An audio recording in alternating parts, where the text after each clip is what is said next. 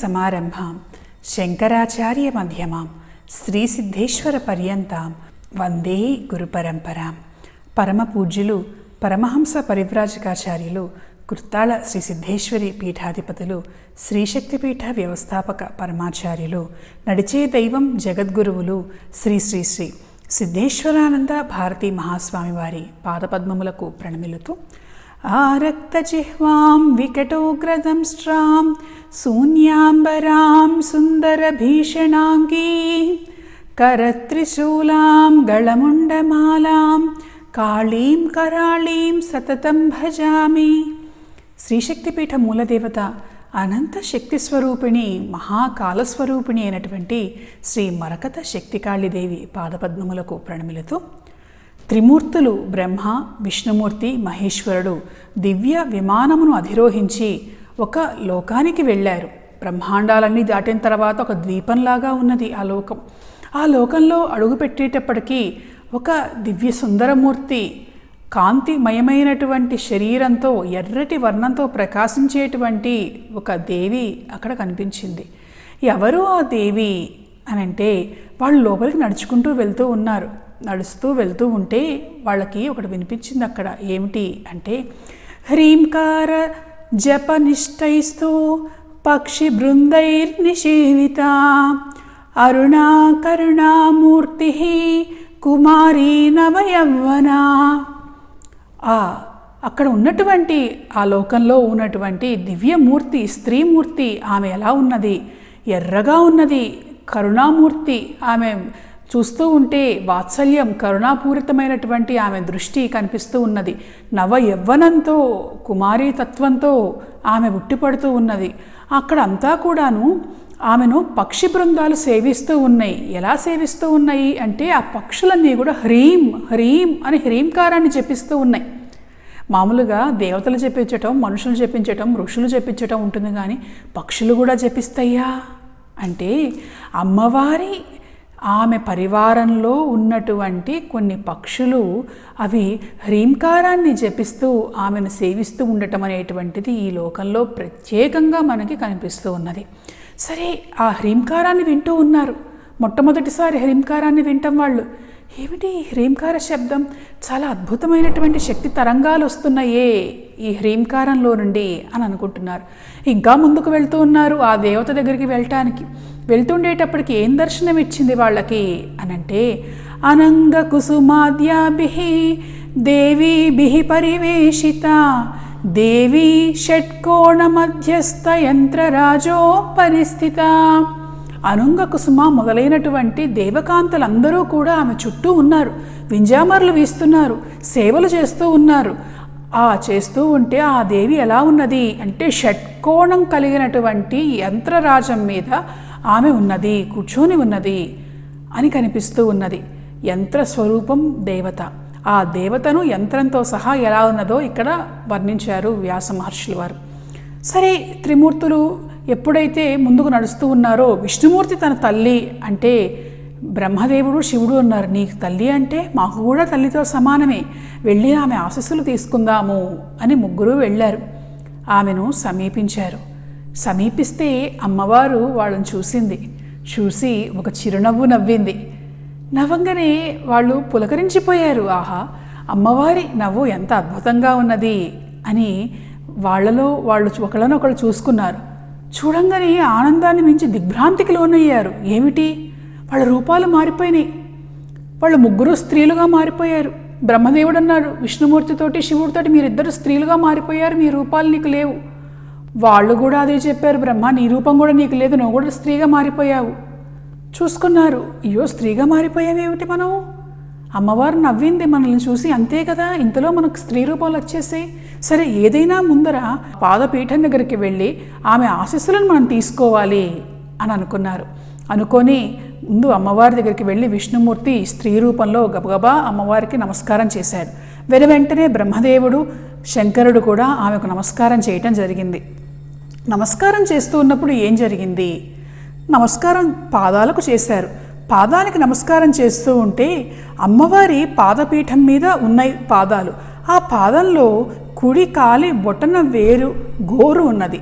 ఆ గోటిని కనుక చూస్తే వాళ్ళకు చాలా ఆశ్చర్యం కలిగింది. ఏమిటి, ఎందుకు ఆశ్చర్యం కలిగింది అనంటే, నఖదర్పణ మధ్యే వై దేవ్యా శరణ పంకజే బ్రహ్మాండమఖిలం సర్వం తత్ర స్థావర జంగమం. ఏమిటి అంటే, ఆ బొటన వేలి గోరు దర్పణం, అద్దంలాగా ఉన్నది. ఏమిటి అద్దంలాగా ఉన్నది? ఆ అద్దంలో ఏమిటో కనిపిస్తూ ఉన్నాయి. ఏం కనిపిస్తూ ఉన్నాయి అనంటే, బ్రహ్మాండమఖిలం సర్వం తత్ర స్థావర జంగమం. ఈ బ్రహ్మాండాలు ఏవైతే ఉన్నాయో ఆ బ్రహ్మాండాలు అన్నీ కూడాను కనిపిస్తూ ఉన్నాయి. వాళ్ళకి త్రిమూర్తులు కనిపిస్తున్నారు, అష్టవసువులు కనిపిస్తున్నారు, అలాగే వాళ్ళకి సూర్యుడు చంద్రుడు కనిపిస్తున్నారు. అంతేనా అంటే, వాళ్ళకి సమస్తమైనటువంటి లోకాలు, గంధర్వులు, సిద్ధులు, సాధ్యులు, యక్షులు, కిన్నెరులు, కింపురుషులు, అలాగే రాక్షసులు. అంతేనా, వాళ్ళు ఇప్పుడు స్త్రీ రూపాలలో ఉన్నారు, కానీ ఇంతకుముందు వాళ్ళ పురుష రూపాలు ఏవైతే ఉన్నాయో అవి కూడా కనిపిస్తూ ఉన్నాయి. వాళ్ళకి ఏం ఆశ్చర్యంగా ఉంది, ఏమిటిది అని చెప్పి ఆశ్చర్యంగా చూస్తూ ఉన్నారు. ఎంతకాలం చూస్తున్నారు అంటే, మన కాలమానం ప్రకారం సుమారుగా 100 సంవత్సరాలు గడిచిపోయినాయిట. అంటే దేవతలైనటువంటి వాళ్ళే ఆ ఆశ్చర్యం నుంచి తేరుకోవటానికి 100 సంవత్సరాలు పట్టిందంటే, అమ్మవారి శక్తి, ఆమెకున్నటువంటి సామర్థ్యం, ఆమె గొప్పతనం మానవ మాత్రలు తెలుసుకోగలరా? సరే, 100 సంవత్సరాలు గడిచిపోతే అమ్మవారు పలకరించింది. ఏం చూస్తున్నారు ఇంకా మీరు, ఎంతసేపు చూస్తారు అని అడిగింది. అడిగితే ముందు విష్ణుమూర్తి తేరుకొని ఆయన అన్నాడు, అమ్మాయిగా ఉన్నాడు కదా అమ్మా, మాకేం అర్థం కావటం లేదు, పురుషులుగా వచ్చాము, స్త్రీలుగా మారాము, మారితే బాగానే ఉంది, మాకేం దుఃఖం కలగటం లేదు. విచిత్రంగా, అయ్యో మా రూపం పోయిందే, మేము ఈ రూపంలోకి మారిపోయామే ఎలా అనేటువంటి బాధ కలగటం లేదు.